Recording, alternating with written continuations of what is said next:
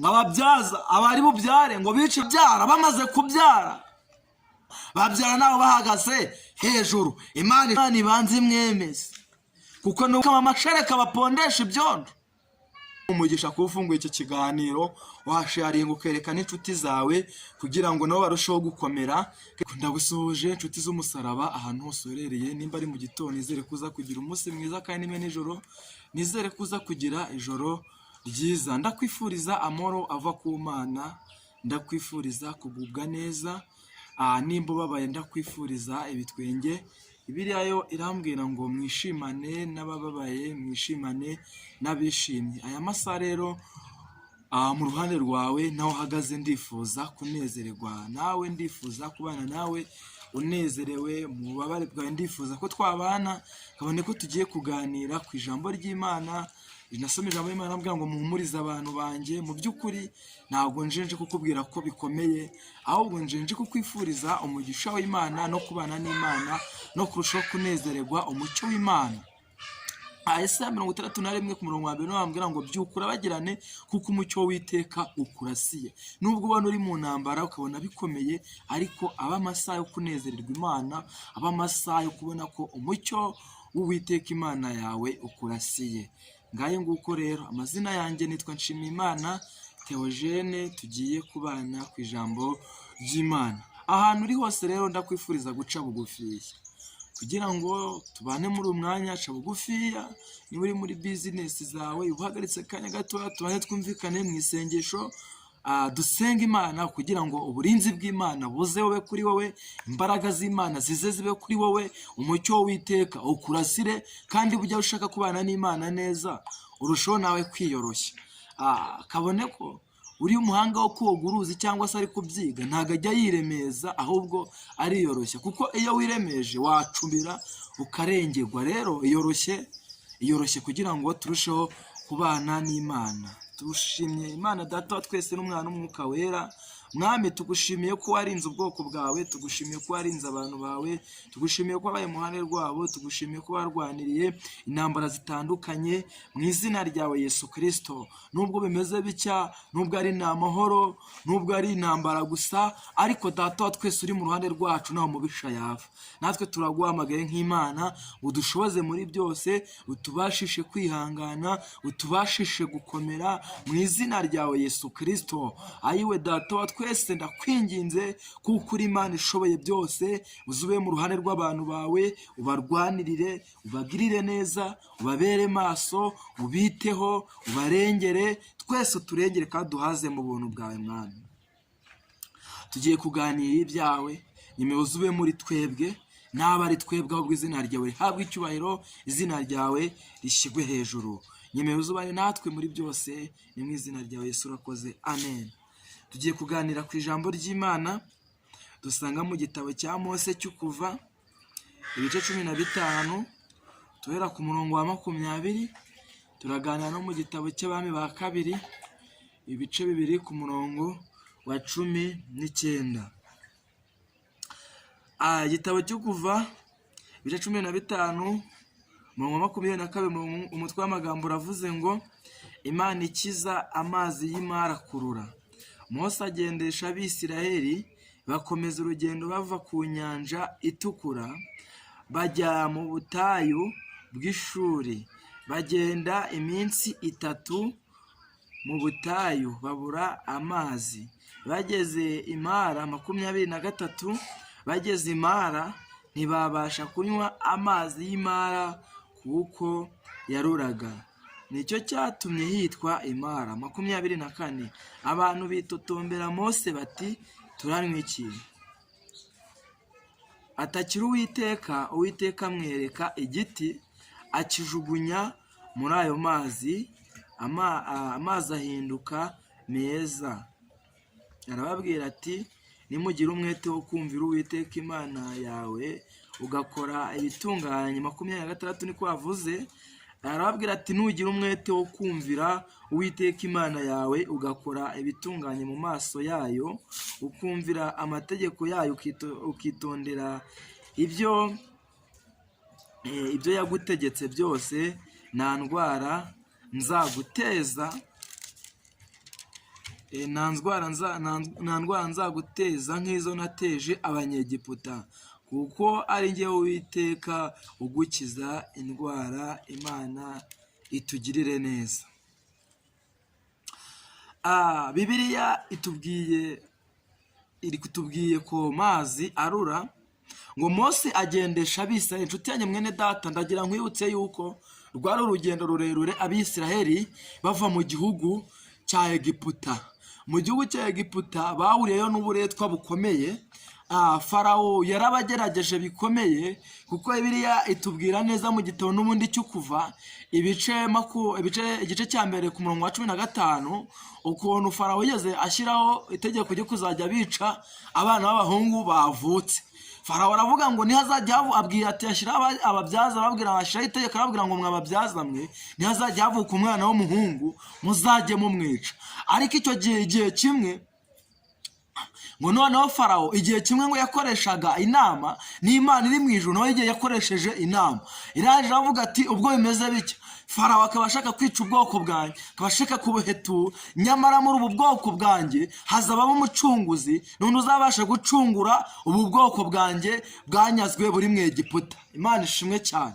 Arangije Farawo akimara gushiraho iryo tegeko ngo igihe kimwe nga abaheburayo ngo bagiye kubyara ngo bicaraga ku ntebe, ngo noneho ngo bakimara kwicara ku ntebe Imana icyo gihe ngo ikoresha inama abanyegiputakazi, ibakoresha ikintu cyo kubahugisha, baba bahuze. Mu yandi magambo bakimara guhuga bari nkaho hirya ngo Imana ibirimo bakoresha inama, Imana irabatembereza bakoresha inama. Nk'abana irangije itegura ifata b'abanyegiputakazi ibajyana nkaho hijya ku ruhande. Imaze kubashira nkaho hijya ku ruhande, Imana kubera ko yari ifite umugambi mwiza ku bana bayo bari mu Egiputa, irangije ngo icyo kimwe nk'ababyaza abari bubyare ngo biciraga ku ntebe ngo bategereje abanyegiputakazi ngo bajya nkaho hijya ngo bategereje yuko Abaheburayo ngo ari buze kubabwira yuko hagiye kuvuka, hari buze kuvuka cyangwa se nibaza kubyara bari buze kubabwira ngo muze mutubyaze, cyangwa se ngo tugiye kubyara muze mutubyaze. Imana ishimwe. Ariko nagira ngo utangarize yuko abanyegiputa cyangwa se abanyegiputakazi n'abaheburayokazi hari itandukaniro hagati muri bo. Imana itugirire neza. Imana irangije ngo barabyara, bamaze kubyara ngo abana b'abahungu bagera hejuru, mu yandi magambo batangira kuba bakuru. Bamaze kuba bakuru ngo Farawo arabaza ngo mbese ko nababwiye ngo ntihazajya havuka umwana w'umuhungu muzajye mumwica, none mukaba mutamwishe, bimeze bite? Abanyegiputakazi baje basubiza Farawo bamubwira ngo nyamara reka tukubwire ijambo rikomeye, hari itandukaniro ku baheburayokazi n'abanyegiputa. Hari itandukaniro ntago wabimenya. Icya mbere abaheburayokazi ni abanyembaraga, babyara nabo bahagaze hejuru. Imana ishimwe. Maze ngo Bibiliya nanone irakomeza itubwira n'ubundi mu Kuva ibice 2 ku murongo wa mbere atubwira ngo hari umugore ngo abyara umwana, amaze kubyara umwana ngarambirwa guhora amuhisha, amuhisha amezi 3. Amaze kurambirwa guhora amuhisha ngamubohera akato ngagashira utwondo ngagasiga ubushishi, ngarahize ngarakamانukana akajyana agashyira mu rufunzo. Ngamaze kugashyira mu rufunzo ngo ngamaze kugashyira mu rufunzo ngagataye kuko yararambiwe guhora amuhisha. Maze Imana iteza umukobwa wa Farawo icyokere, mu yandi magambo imuteza kujya koga. Amaze aramanuka ajya kwiyuhagira, kandi ugenzuye neza ukamenya umwana w'umwami nta mwana w'umwami cyangwa se w'igikomangoma cyangwa se kuri iyi vizo y'uyu munsi turiho wabasha kujya kwiyuhagira mu mazi y'ibiziba cyangwa se mu biyaga nk'epfo ngiyo, kandi mu rugo iwabo hariyo pisine, kandi mu rugo iwabo hariyo amazi ashyushye, amazi ameze neza. Ariko kubera ko umugambi w'Imana, Imana yashaka gucungura ubwoko bwayo, imuteza icyokere, imuteza kujya kwiyuhagira epfo ngiyo mu ruzi. Nkakimara kugerayo ngo Miriyamu ariwe mushiki wa Mose ngaramwitarura ngo yigira nka hariya, kubera ko yageraga mu mugambi w'Imana usore. Mu yandi magambo icyo Imana yavuze, Imana itugirire neza. ndagira ngo ubwire ngo nasomye ijambo ry'Imana mu migani rirambwira ngo gutega ikiguru ku mutego kiwureba ni ukurushywa n'ubusa. Mu yandi magambo kandi intware y'inyamugisha ihiga mu itongo ry'uwayihigaga. Imana itugirire neza. Icyo nshatse kuvuga ni iki? Mose cyangwa se umukobwa wa Farawo amaze kumanuka ngaragenda abwira abaja, kuko yajyanye n'abaja be, nabwira ngo mugire muzanire karaka ndimo ndeba hariya. Akimara kugenda kukazana ngabonamo umwana w'umuhungu, abona ni umwana uteye ubwuzu. Ndagira ngo ubwire ngo nshuti yanjye mwene data, niba ujya ukurikirana amateka neza ya Bibiliya, Mose yari umwana mwiza, Mose yari umusore ufite imbaraga, Mose yari umugabo, mbese mu yandi magambo Mose yari umugabo w'ibizigira kandi ufite n'ubwenge bw'Imana. Mose yari umuntu wavuye mu mugambi w'Imana. Imana ishimwe. Ngamaze kubona ngo uwo mwana ukuntu ateye ubwuzu ngaramuzamukana, ngamaze kumuzamukana ngamugejeje ibwami kwa se. Ise ngaramurara avuga ati uyu mwana ubundi si umuheburayo, uyu si umwana w'umuheburayo, ngiye kumwica. Ariko umukobwa wa Farawo atumva, reka nkubwire, ngiye nuze kwica uyu mwana uwo nitoraguriye, uyu mwana mwise Mose kuko namukuye mu mazi, numwica nanjye uhita unyica. Imana ishimwe. Numwica nanjye uhita unyica.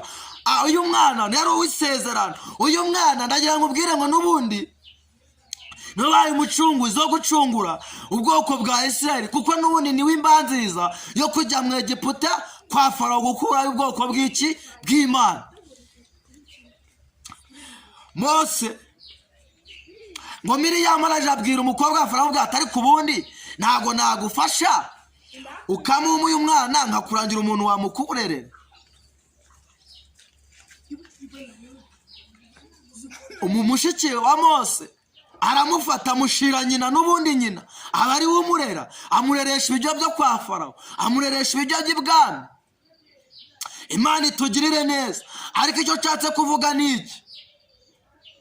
Ndagira ngo ubwire ngo igihe kimwe n'ubundi ngo Mose amaze gukura ngaza kubona igihuru cyaka umuriro, ngo noneho cya gihuru ngaracyegera ngo kuko icyo gihuru ngo cyarakaga kidasha, ngasiga umukumbi wa se w'intama wa shebuja. Amaze kuzisiga ngaragenda yegera cya gihuru, akimara kucyegera ngasanga igihuru ngo ntago kiraka ariko ntago gisha. Imana irangije amubwira ngo mva Mose twumvikane, kuramo inkweto cyangwa se kwetura inkweto zawe kuko aho ugeze nahera. Imana ishimwe. Icyo gihe Imana yari imubwiye ngo niyihane nace bugufiya, ngo namara guca bugufiya avugane n'Imana. Amaze guca bugufi Imana yaje amubwira ngo mva mwana wanjye, numvishe gusenga kwanjye, numvishe gutaha k'ubwoko bwanjye. Baremberejwe n'umugabo witwa Farawo mu Egiputa, ndashaka ko ugenda ukabankurirayo. Mose avuga ati se ko ndi umwana ndi n'intyoza ntago mbasha kuvuga, ariko Imana yaje amubwira ngo nzabana nawe, nzagendana nawe. Imana ishimwe. Abantu bibitseho nzayimana, haleluya, ndabashuhuje. Amahoro y'Imana nabane namwe ahantu hose muri, kuko wibutseho nzayimana ntacyo uzapfa, ntacyo uzaba uri mu mugambi w'Imana, nta kintu wabasha kuba uri mu mugambi w'Imana. Mose arangije aragenda ajya gukura ubwoko bw'Imana mu Egiputa. Amaze kubazana ngo bagera ku nyanja itukura, niho nshatse kuvuga. Arangije abaza Imana abaza ngo ese Mana bimeze bite? Ahangaha ko mbona bikomeye bwo uru ruzi tuzarwambuka gute? Ariko Imana iraje amaza ngo ese ufite iki? Wibuka ko igihe kimwe Mose, igihe kimwe Farawo yari yarinangiye yanga kurekura ubwoko bwayo. Imana yaje abwira ngo reka nkubwire mwana wa, nzakora icyambere gitamwemeza, icya kabiri kizamwemeza, icya kabiri gitamwemeza, icya gatatu kizamwemeza. Imana ishimwe. Ariko icyago cyanangaje ni icyago cya gatatu. Imana iteza Farawo ibikeri. Imaze guteza Farawo ibikeri, Imana ibaza ibikeri bazata ariko mwabikeri mwe muzagenda kwa Farawo gute? Ati tuzagenda dusimbuka. Ese muzavuga gute? Urabarekura. Mu yandi magambo ibintu byawe bigufashe nawe aya masaha bikurekure mu izina rya Yesu. Ndagira ngo utangarize yuko ibintu byakunyaze, ibintu bikubuza amahoro, ibintu bigutesha umutwe, aya masaha Imana ibuza amahoro mu izina rya Yesu. Amen. Imana ishimwe. Mose Farawo araje avuga ati nyamara ndabona ibintu bikomeye. Imana irakomeza arakomeza arinangira, ariko nkwibutse yuko n'ubundi icyatumye Farawo yinangira umutima n'ubundi ni Imana yamuteye kwinangira kugira ngo Imana ibanze imwemeze, kuko n'ubundi yaruhije ubwoko bwayo igihe kirekire. Uzi ko igihe kimwe cyabayeho ngo igihe cyo kwa Farawo ngo bakaza kubura amazi yo gukata ibyondo byo kumama amatafari, agatoteza abagore ngo bajye bakama amashereka bapondesha ibyondo.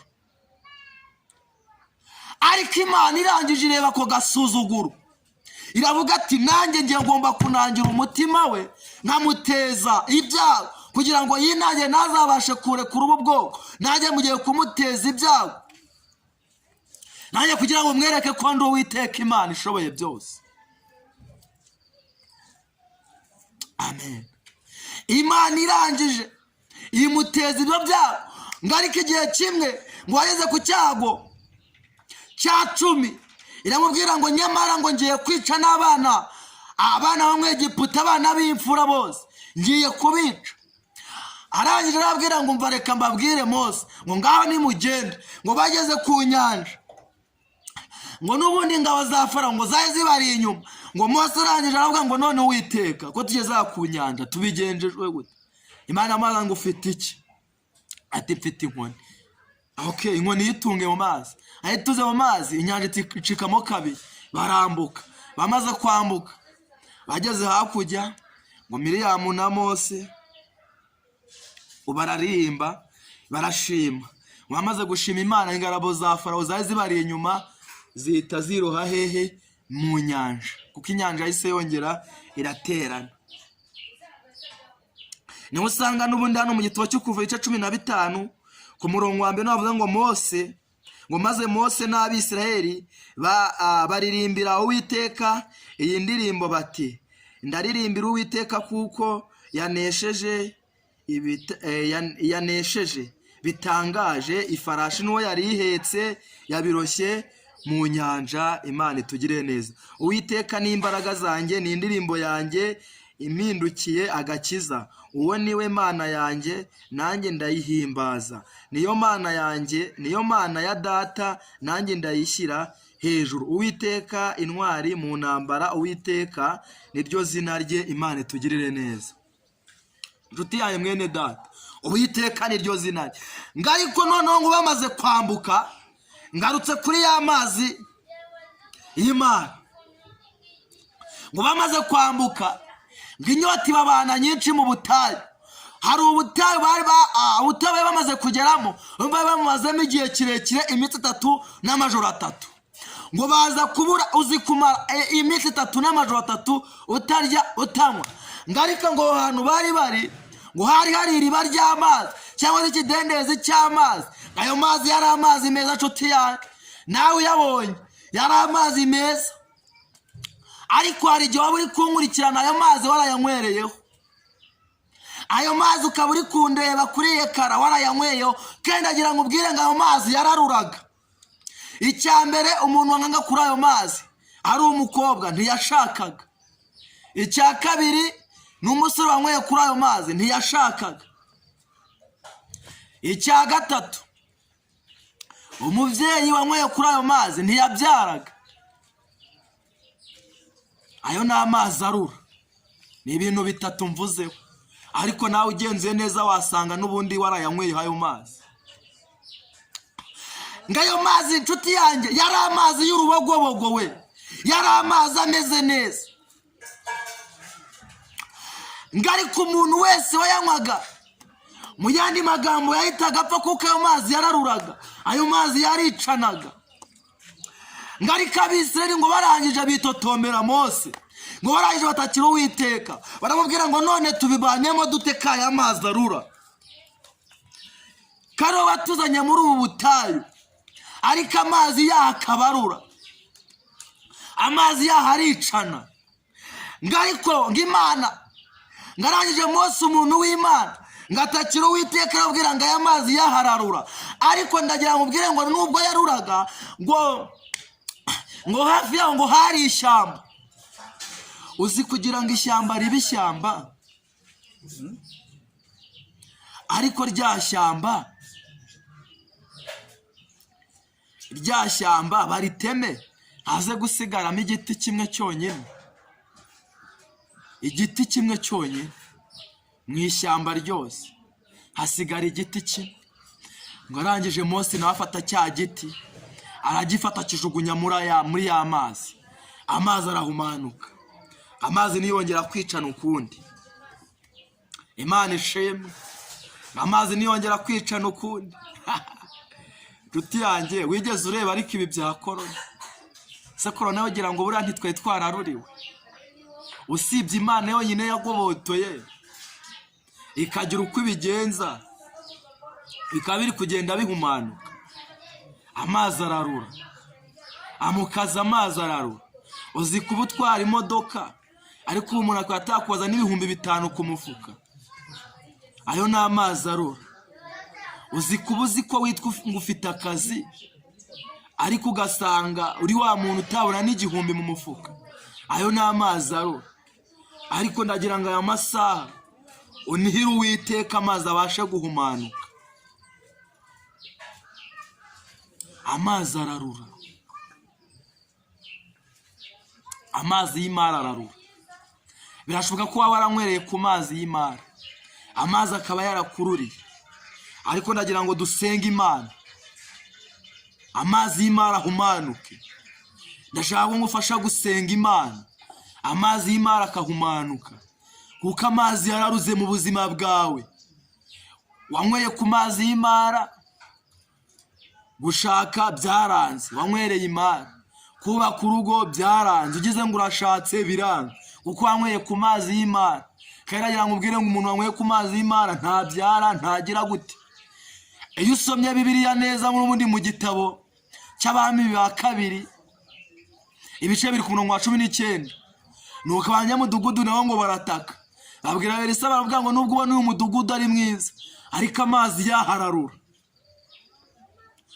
ngo n'imyaka irarumba ntago yera. Ibaze kuba wubatse urugo ariko ukaba utabyara, ni amazi arura. Kandi nagira ngo wibutse yuko n'ubundi n'amafaranga hari ikintu atakumarira. Amafaranga ukaba uyafite ariko nta mahoro ufite, ayo ni amazi arura. Ariko ngo Elisa araje arabwira ngo nimumereze imerezo nshyashya, mumereze imerezo nshya n'umunyu. Barangije baramanukana bajya kuri ka kariba, kuri ya soko, ngo baminjiramo umunyu, amazi arahumanuka. Ese wowe ukeneye ko amazi ahumanuka mu buzima bwawe? Ese ukeneye urubyaro? Nge ntago nanga urubyaro, ariko nge ngufasha gusenga ukabyara mu izina rya Yesu. Imana itugirire neza, amen.